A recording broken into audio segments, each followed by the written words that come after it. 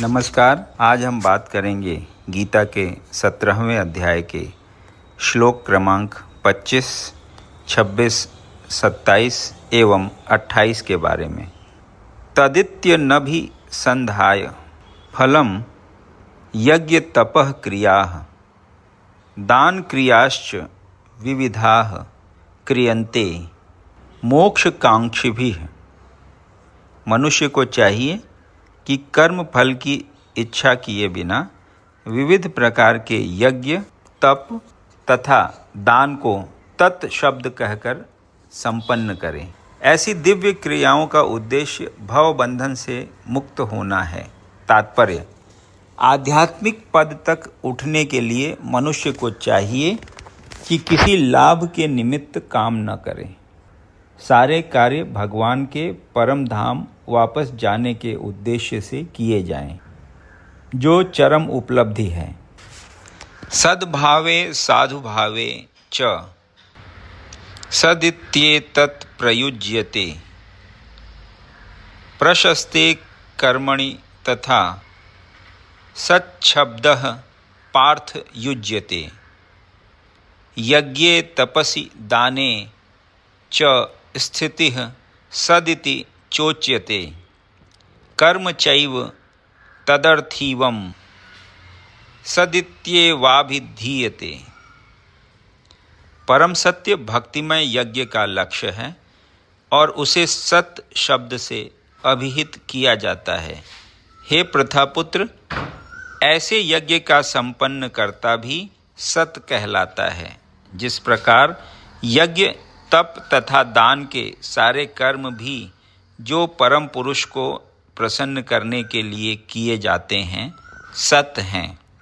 तात्पर्य: प्रशस्ते कर्मणि अर्थात नियत कर्तव्य सूचित करते हैं कि वैदिक साहित्य में ऐसी कई क्रियाएं निर्धारित हैं जो गर्भाधान से लेकर मृत्यु तक संस्कार के रूप में हैं।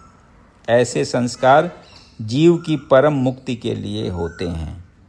ऐसी सारी क्रियाओं के समय ओम तत्सत उच्चारण करने की संस्तुति की जाती है। सद्भाव तथा साधुभाव आध्यात्मिक स्थिति के सूचक हैं।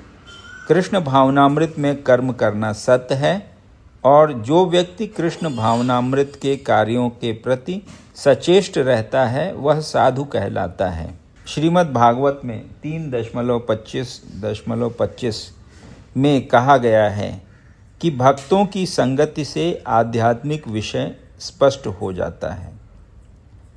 इसके लिए सताम प्रसंगात शब्द व्यवहृत हुए हैं। बिना सत्संग के दिव्य ज्ञान उपलब्ध नहीं हो पाता। किसी को दीक्षित करते समय या यज्ञोपवीत धारण कराते समय ओम तत्सत शब्दों का उच्चारण किया जाता है।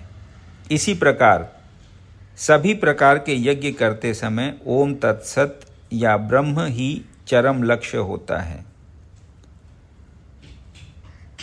तदर्थीयम शब्द ब्रह्म का प्रतिनिधित्व करने वाले किसी भी कार्य में सेवा करने का सूचक है, जिसमें भगवान के मंदिर में भोजन पकाना तथा सहायता करने जैसी सेवाएं तथा भगवान के यज्ञ का प्रसार करने वाला अन्य कोई भी कार्य सम्मिलित है।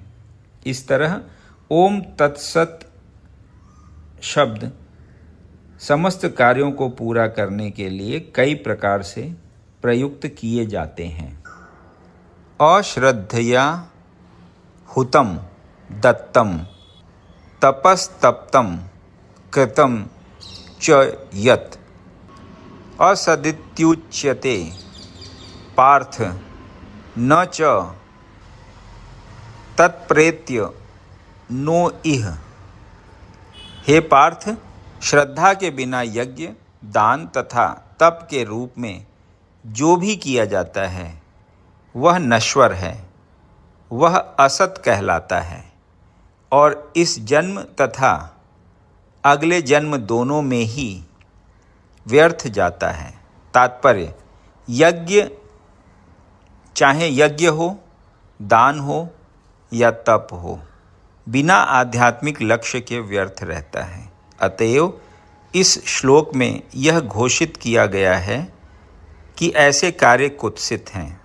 प्रत्येक कार्य कृष्ण भावनामृत में रहकर ब्रह्मा के लिए किया जाना चाहिए।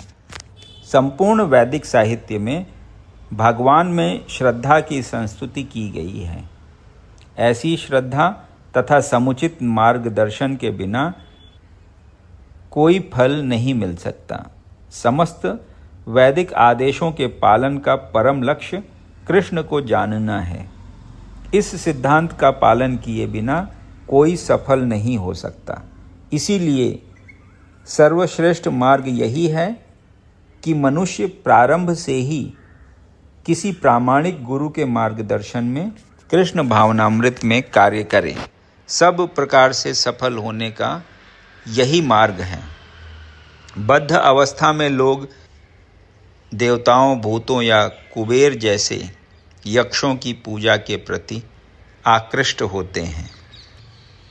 यद्यपि सतोगुण, रजोगुण तथा तमोगुण से श्रेष्ठ हैं, लेकिन जो व्यक्ति कृष्ण भावनामृत को ग्रहण करता है वह प्रकृति के इन तीनों गुणों को पार कर जाता है। यद्यपि क्रमिक उन्नति की विधि है, किंतु शुद्ध भक्तों की संगति से यदि कोई कृष्ण भावनामृत ग्रहण करता है तो यह सर्वश्रेष्ठ मार्ग है। इस अध्याय में इसी की संस्तुति की गई है। इस प्रकार से सफलता पाने के लिए उपयुक्त गुरु प्राप्त करके उसके निर्देशन में प्रशिक्षण प्राप्त करना चाहिए, तभी ब्रह्म में श्रद्धा हो सकती है। जब काल क्रम से यह श्रद्धा परिपक्व होती है तो इसे ईश्वर प्रेम कहते हैं। यही प्रेम समस्त जीवों का चरम लक्ष्य है। अतएव मनुष्य को चाहिए कि सीधे कृष्ण भावनामृत ग्रहण करें। इस 17वें अध्याय का यही संदेश है। यदि आपको ये वीडियो पसंद आया तो इसे लाइक करें और ऐसे ही अन्य वीडियोज़ को सुनने के लिए इस चैनल को सब्सक्राइब करें। धन्यवाद।